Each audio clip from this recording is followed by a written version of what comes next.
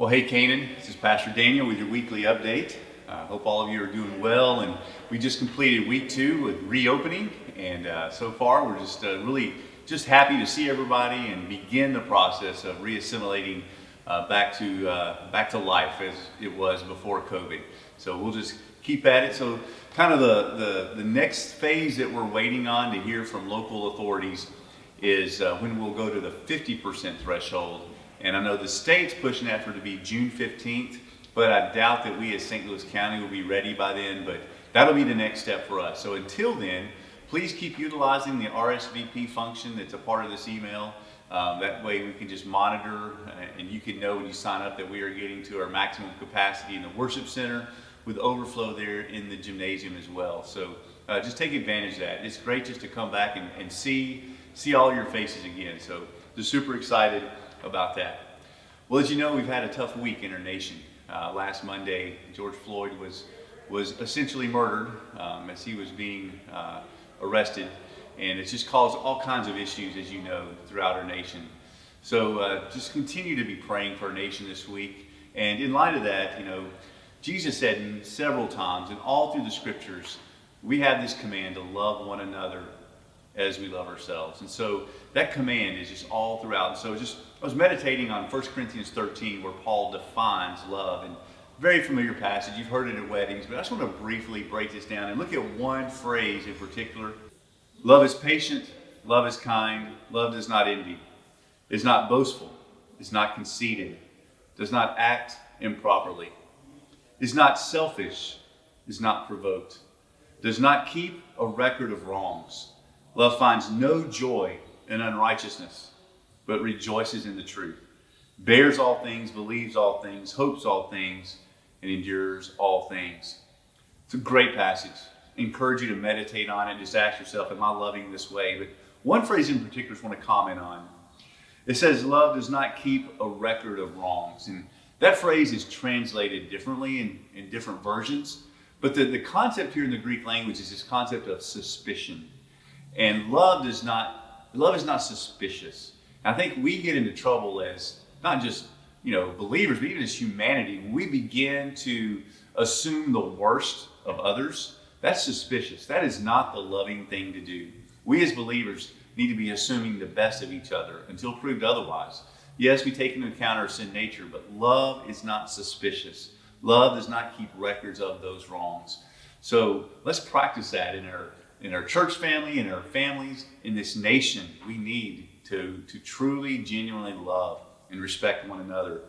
The only answer to all these issues is Jesus, the gospel. But it's not just us saying the gospel, it's us also living out the gospel, and that's the gospel of love. So just be praying for our nation continuously, and we got a long way to go. Listen to one another and just be compassionate.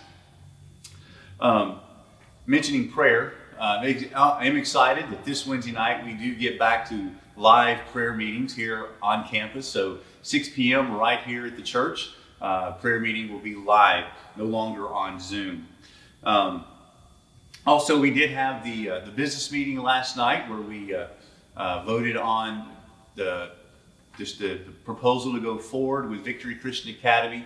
So starting this fall, Victory Christian Academy 6th through 9th grade will be meeting here on our Canaan campus just for up to 2 years as we work through the other property that God is seemingly laying in our lap. And we're excited about the potential and what's going to be happening there in the future, both from our church vantage point with a second campus, but also with the possibility of Victory meeting there on more of a long-term basis. So a lot of exciting things. So thank you to all of you that came out or joined on Zoom and asked great questions and comments. And it was a very productive time. So thanks to all of you. Don't forget that giving is y'all are doing great with giving, but just our 4 options for giving continue to be the same online, through the app, through text, and also you can mail or drop it off here at the church through the mail slot. Or now that we've reopened, some of you are able to give in person once again, which is, again, really exciting. Well, this past Sunday we continued our series as we talked about Jesus' I am statements. And this time, he said, I am the light of the world.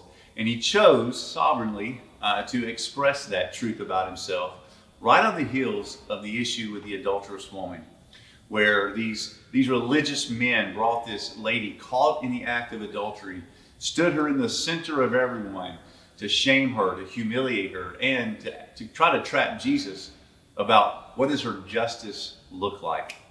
And so we brought up the issues of darkness, and we brought up the issues of light, the pain of darkness and the hope of light. So a little personal this week. I know we always try to get personal application, but this one might be a little more intense as we think about the pain of darkness. So what are some of your darkest times? And have you shared that with people you're closest to? And how did you see the hope of Jesus, the light, come into that darkness and change your perspective, change your heart, maybe even change your circumstance? That is a great testimony to the power of the hope we have in Christ. So that's one deep kind of personal question and issue to discuss with those closest to you. And just remember, as we share these deeper things about our lives, yeah, we're a little more risky, a little more vulnerable, but it's also what true, authentic relationships are built on. So take the risk to be a little vulnerable with someone this week and share some of that darkness. You'll be surprised how much others have shared darkness as well. None of us are above it. All of us have had it. And we'll have it again probably, because until the Lord decides to return, we'll continue in that. But praise the Lord, we have the hope of the light of the gospel. So have a great rest of the week. Praying for all of you. Continue to be praying for this new building opportunity as we begin to work on all the details as well. Exciting what could happen. God bless. Love all of you.